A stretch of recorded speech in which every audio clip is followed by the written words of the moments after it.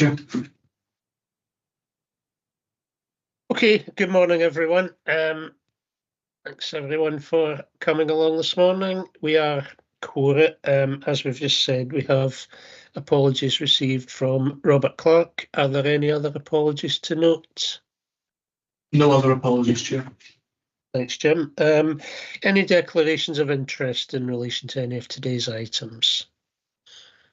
No, not seeing anything around the table. So we'll move on then to the minute of our last meeting from 17th September and run through it first for accuracy. Anything on what in the pack is page 3, 4, 5, 6. Okay, are we happy to accept that as an accurate record? Yep. Okay, we'll move on then to the rolling action log. That should pick up most of the actions, then I'll come back if there's anything else. So what is action 11 is on today's agenda. Action 12 will come up at the full IJB meeting following the review. And then there are closed items after that. So everyone happy with those updates?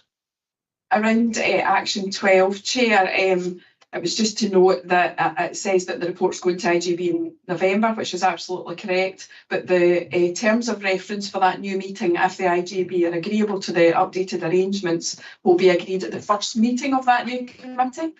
So it's just to say, although we're saying 27th November will complete all the actions, the terms of reference agreement would complete the actions. So I just had a thought last night when I was reviewing that we should just say that those terms of reference will be agreed at the first meeting of the new committee. So it's just to note that as well. Okay, yeah, I guess that's technically correct. Thank you. Okay, are there any other matters arising anyone wants to raise from our last minute? No, I'm not seeing any hands. I've noted that there isn't an internal audit item on the agenda. So I wondered, Anne-Marie, is anything you wish to update us on in relation to internal audits work? Yes, Chair, thank you. Marie and I had a discussion about this because the internal audit team are working substantively on the NHS Forth Valley audit at the moment. We felt that there was no need to bring a paper to the committee on this occasion. There's no concerns to advise the committee of. And we would be planning on doing our remaining audit for the IJB in the new year. Okay, thank you. Yeah, I mean, we did discuss this at pre-agenda and didn't really see the need to produce a report saying there is nothing to report. That seems like overly bureaucratic. But thanks for the update, Anne-Marie. We'll see that in due course. Okay, can we move on then to item 5, which is the annual audited accounts for 23-24. Marie. Yeah, thanks. Chair, I'm happy to present this report on the IJB's annual audited accounts for 23-24. Which includes the final annual accounts document as Appendix 1, the external audit annual report as Appendix 2, and the recommendation is that we approve the audited annual accounts for Falkirk IJB to 31st of March 24, and to consider the external audit annual report. We have got Pauline with us today, our external auditor from Audit Scotland, so I will hand you over to Pauline just in a second to take us through our report. Before I do, I just want to note the headings in table at 5.2 should say areas for improvement as per 23-24 external audit report, not 22-23. So I apologise for that oversight, but I just wanted to note, obviously, as 23-24 we're looking at. So I'll just hand over to Pauline through yourself, Chair. Thanks. Okay, thanks. Good morning, Pauline. Over to you. Good morning. Thanks, everyone. Just by way of an apology, so our papers that we're bringing to you this morning, the annual audit report for the 23-24 audit, there should have been in your packs a covering letter, which we submit every year with the annual report and accounts. I have been on jury duty all this week, so I'm only just back to work today and have had a look at the papers, and I don't see our covering letter as part of the papers. I think my colleague Gillian McCready has been in touch with the committee clerk to try and get that covering letter distributed to you while we're here. I don't know how quickly that can be done. I don't know if you just want me to go through what the contents of that covering letter would be. It's very much standard wording. Would that be the best way to do this? I think so. That'd be good, Pauline. Thank you. Okay. So essentially, the most important thing to point at this stage of the audit is that the audit work is now substantially complete and subject to just some final checks at our end. I anticipate being able to provide an unmodified audit opinion in my independent auditor's report later on today. So that's the most important part of the audit. Under ISA 260, I'm required to bring to this committee, as those charged with governance, any significant findings and key audit matters identified during our audit this year. And I'll come on to that in a second when I go on to our annual audit report itself. I'm also required to bring to your attention if there were any unadjusted misstatements in the accounts that exceeded our level or our reporting threshold, we refer to as a clearly trivial level. That's £220,000, and I'm pleased to advise the committee that there were no unadjusted misstatements that I have to bring to your attention today. I also, as part of my responsibilities as the appointed auditor, have to confirm with this committee that there are no actual suspected or alleged frauds that you're aware of that have not been brought to my attention.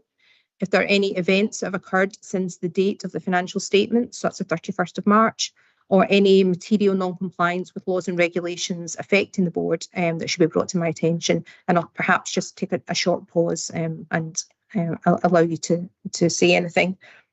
I'll take silence as positive. No, I'm not aware of anything. I'll move on then.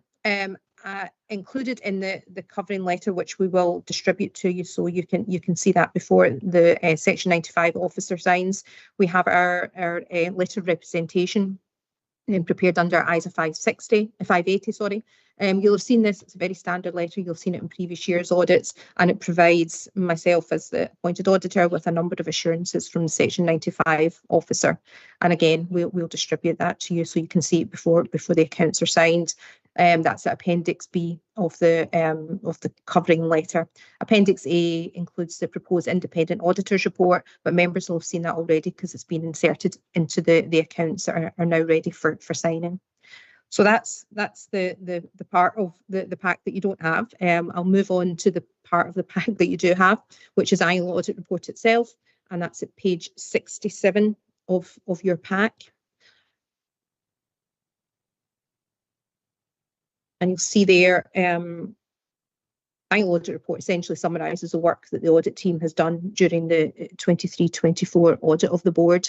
And at page 3 of the report, we detail the key messages from the work. This covers the audit of the annual report and accounts themselves, the financial statements, but also the 4 wider areas that frame public sector audit in Scotland. So I won't go through it in too much detail, take it as read, but just a couple of things to bring to your attention. So at paragraphs 17 to 19, you'll see there that I am required to bring to your attention any significant findings from the audit work that we've done during the year, and you'll see there that we have nothing to bring to your attention in that regard from our audit of the financial statements. And as I outlined to you earlier, there were no adjustments over our reporting threshold that I need to bring to your attention. There was one adjustment, which was 181,000 that was made to the accounts. Exhibit 2 of the report outlines the significant risk and material misstatement. They were identified as part of our planning work. And this is a standard risk that you'll see in all audits, all annual audit plans and annual audit reports. And it's essentially the risk of fraud due to management's ability to override the financial controls. You'll see in the middle column there the various processes that the audit team carry out during the year to give ourselves assurance over that risk, and then the results and the conclusions in the final column. And you'll see there that we have concluded there was nothing that would indicate management override controls and nothing to bring to your attention.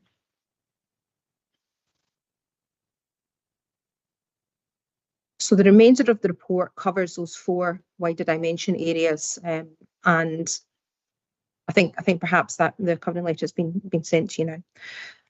In the second section, we make some positive comments about financial management during the year, noting the significant financial difficulties the board has, which of course is not unique to this IGB.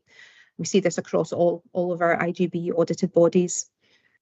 We also note under financial sustainability that as part of medium-term financial plan, a budget gap of £28.2 million was identified for the period from 24-25 to 27-28, with savings of £18.4 million required for 24-25. We also note under financial sustainability, the use of reserves in previous years is not a sustainable way of managing financial challenges going forward.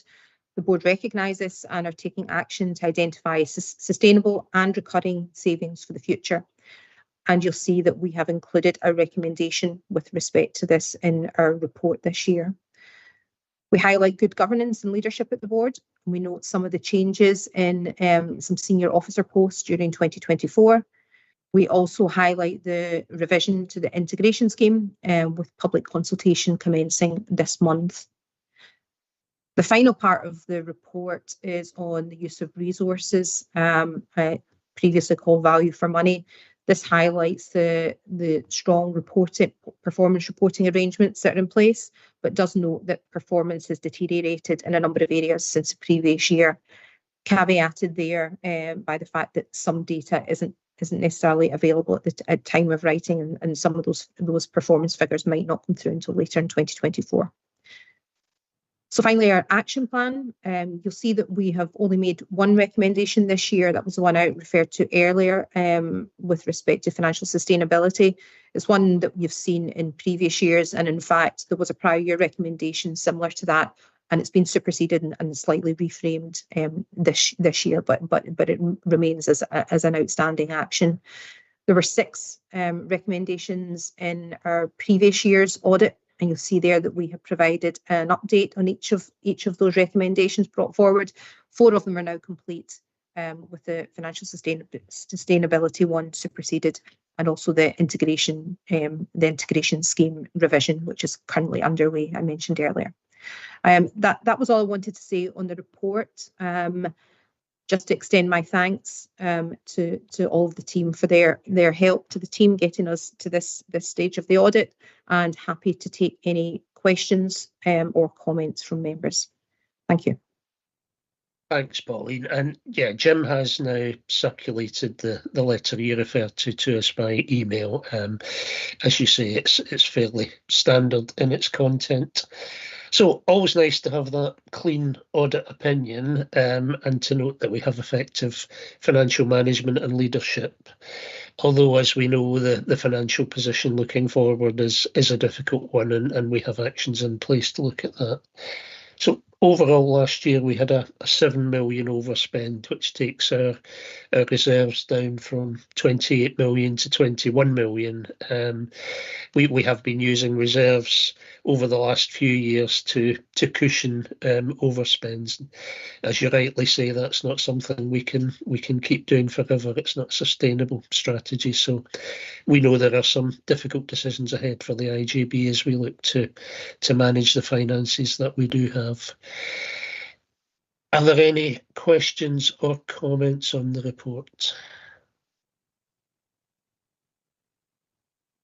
Chair, I just wondered whether people might want a minute or two just to review that letter. I don't know whether, or if people are comfortable that they've seen that circulated and they've had a look at it and are comfortable with it. Has everyone had the opportunity to open that email? I know it's difficult to read a long letter in the middle of a meeting, but it is fairly standard text that we have seen before. Yeah, I'm seeing some nods around the room. Okay, one last chance for any questions or comments. Roger? Sorry, I probably missed something. The risk sharing arrangements is where we've mentioned that at the And the accounts document. yes, Yeah. So is that around the integration scheme? yes, So I suppose we're in the process of updating the integration scheme at the moment, and there's a draft integration scheme has been issued, and that will be going out for public consultation next week. So for last year's accounts, the old risk sharing arrangements are still in place. Yeah, so the integration scheme is now issued and drafted and will be out for consultation soon. Is that all right? Okay, thanks, Marie. Okay, if there are no other questions, then are we happy to approve the accounts? Yeah, great. Okay, thanks so much, Pauline, for your work on that, and thank you to Marie and the team internally. I know accounts time is always a very busy time for anyone who works in finance. Can we move on then to the strategic risk register, Marie? Thank you, Chair. So this paper provides our normal update on the current IGB strategic risk register, and it's also providing an update on work ongoing to review the strategic risk register and the next steps. We have 9 current active strategic risks, with financial sustainability remaining at very high. There are 7 areas considered high risk and 1 considered medium. As previously reported, a risk workshop has been held on the 23rd of August with extended SMT to consider whether the right strategic risks are recorded, whether there are any missing, the golden thread between strategic and operational risks, and whether any focused reviews would be required moving forward. Appendix 3 sets out a summary of the findings of the workshop and some subsequent reviews of outcomes and recommendations with partner risk managers. It's also recognised within that process that some of the risk leads and owners should be updated, and this will also be carried out as part of that process and as the management structure progresses. Due to the number of changes and focused reviews to be carried out, these will commence over the coming months and will be incorporated into the strategic risk register as and when they happen. But I expect that the fully updated strategic risk register will be able to be reported from the new financial year. Due to the pending updated governance arrangements and the proposal, which will come to the IGB at the end of the month, the updated committee dates are not agreed as yet, but I expect this to be in June 2025 would be the first meeting of that new committee in the new financial year. At that point, any outstanding focus reviews of the refresh plan will be included in an action plan for rapid completion. Capacity of partner risk managers is a factor at the moment for governance and resilience and the business continuity reviews of the strategic risks. We're working with them and they are assisting with outlines for reviews and will assist with facilitating these reviews when they take place. In the meantime, the normal review of the current strategic risk register has taken place, with the main changes noted at 4.7. For strategic risk number 1, financial sustainability, a further control has been added following the presentation of the budget strategy paper to the IGB in September and the work ongoing. Strategic risk 2 around governance and strategic risk 5 around assurance have both been updated regarding the review of governance arrangements which has taken place, with the report to be presented at this month's IGB, as I've mentioned already. For strategic risk 4, capacity and infrastructure now has information added in relation to the management restructure. And also please note there is actually a typo in this section where it says the management restructure is not progressing. That's quite an important distinction. That should say now progressing. So it shouldn't be the word not, it should say it is now progressing. So I apologise for that. And that was a good spot from the chair, thank you. We will continue to review the current strategic risk register while the changes noted are carried out over the coming months. We're asking the committee to consider and comment on the high level summary, also to consider and comment on the detailed strategic risk register, and note the progress on the refresh of the strategic risk register with recommended changes and focused reviews to be carried out over the coming months. I'm happy to take any questions, thank you.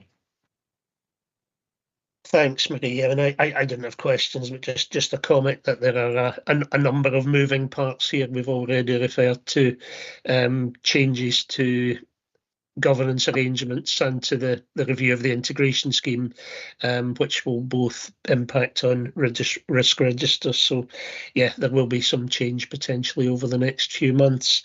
I guess the key thing in risk terms comes back to the financial sustainability, doesn't it? I mean, it's very uncomfortable to have something sitting at 25 on the scoring on the risk register, but unfortunately that is an accurate reflection of the risk we face right now, I think.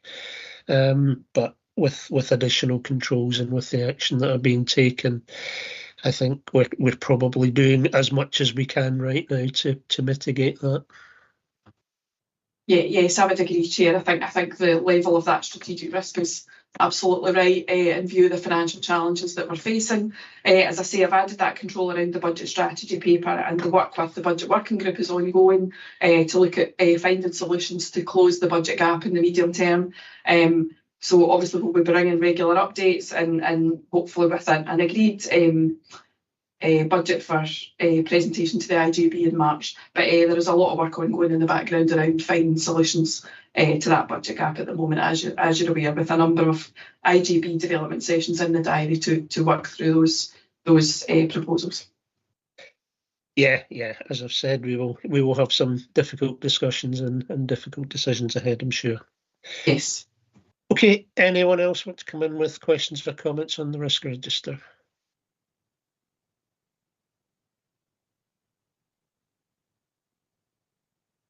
Okay, not seeing any hands. Can we agree the report then? Okay, thank you. Item 7 then is the National Audit Report and Inspection Overview. Minnie. Chair, there have been 3 national reports since last reporting. The first one, pertinent to council services, is the National Fraud Initiative in Scotland, setting out activities undertaken and savings achieved via the work of the National Fraud Initiative in 22-23. The second is an Audit Scotland report on transformation in councils, setting out the challenges faced by local authorities in relation to transformation agenda, and the work with Solace and Improvement Service are taken forward with local authorities focusing on development proposals for future operating models. At an early stage, the report sets out expectation priorities for the next 12 months, along with any barriers to transformation. The third report noted is around the pre-budget scrutiny report for 25-26. The focus this year has been on financial position of IGBs, with particular reference to the IGB Finance and Performance Report published earlier this year. Key questions have been asked in relation to resources, financial arrangements, use of reserves, set aside budgets, implications of ongoing uncertainty around the National Care Service, and how successful IGBs have been in shifting the focus towards low and moderate care needs to reduce hospital admissions and delayed discharges. A number of those items already highlighted in our audit report earlier in the agenda. Analysis of written responses is included in that report, and also the oral evidence provided by key stakeholders at Scottish Government. No specific care inspectorate reports for our services have been published since the last reporting period. I'm asking committee to consider and comment on the content of the report, and I'm happy to take any questions. Thank you. Thank you. Yeah, pre-budget report, I think, is as much as we would expect. The challenges that we know we have, again, to face. So it will be interesting to see what happens in the budget at the beginning of December. That'll begin to give us an idea of where we might be in terms of our own budget for next financial year. Yeah, and it absolutely highlights the challenges that many HSCPs and IGBs are facing as well, Chair. Very much a theme across Scotland. Yeah, I mean we're not alone in the financial position we're in.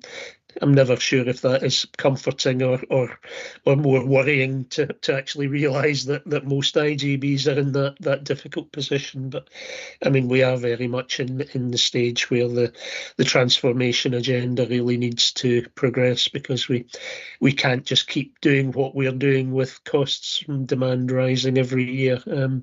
It's not going to work as a long-term strategy. So again, we come back to difficult decisions we will have in the future.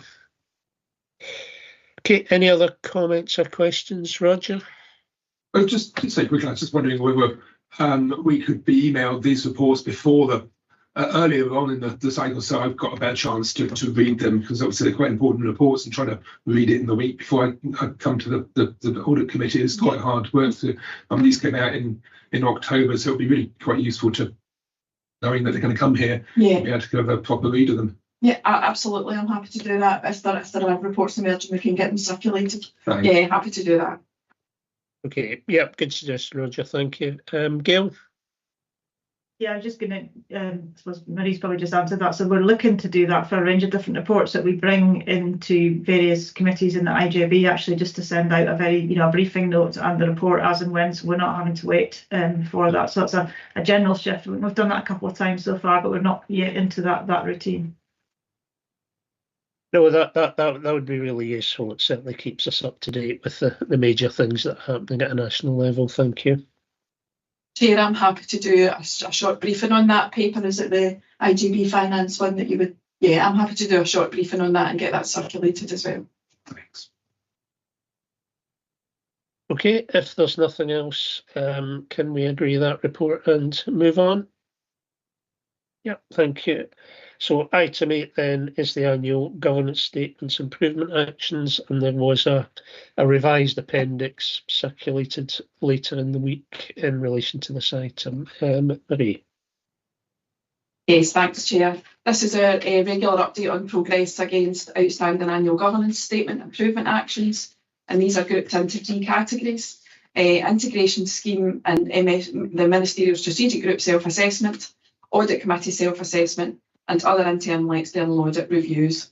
The updated integration scheme is now issued in draft form and will be published for consultation mid-November, so that's expected to happen next week.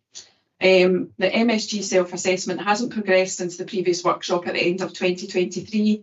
This is now going to be included as part of our IGB development session in January, with a view to finalising by September 25. I had noted in the appendix, the earlier appendix, a March 25 deadline, but it was thought prudent around the work ongoing to update this to September 25, which is now reflected in the updated appendix. The audit committee self-assessment work I've already mentioned today. This was considered as part of our governance arrangements session, and actions will be addressed by the report on updated arrangements being brought in November IJB. And again, as I mentioned earlier, it's now anticipated that the updated terms of reference will be agreed at the first meeting of that updated committee, if agreed by the IJB. Therefore, this completion date will require to be extended to January 2025, where that terms of reference is expected to be agreed. So I can update that for the next report coming. The strategic risk register, obviously we've had that separate report today on the updated plan for the refresh of the strategic risk register, with any final focus reviews to be part of an action plan brought forward where required, to be presented to the first committee of the new financial year. The appendix has also been updated to reflect the most recent internal audit annual report actions, and I'm asking to come in, consider and comment on the report, and I'm happy to take any questions. Thank you. Okay, thanks, Marie. Yeah, I mean, a number of these issues we've discussed today, quite a few have been around for quite a while and are still sitting at amber in terms of the RAG status, although there are now definite dates and plans to complete all of them. So I'm certainly happy that we have definite plans rather than simply saying these are still ongoing. That's always helpful to have accurate dates on them. And we'll consider the particular pieces of work in due course through the development sessions and through the next full IJB meeting. Any questions or comments that members have?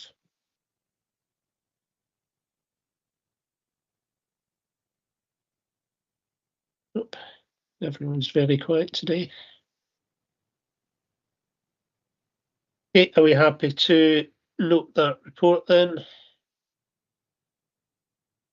Okay, thank you. I think that brings us to the end of the agenda then, unless anyone has any other business that they wish to raise.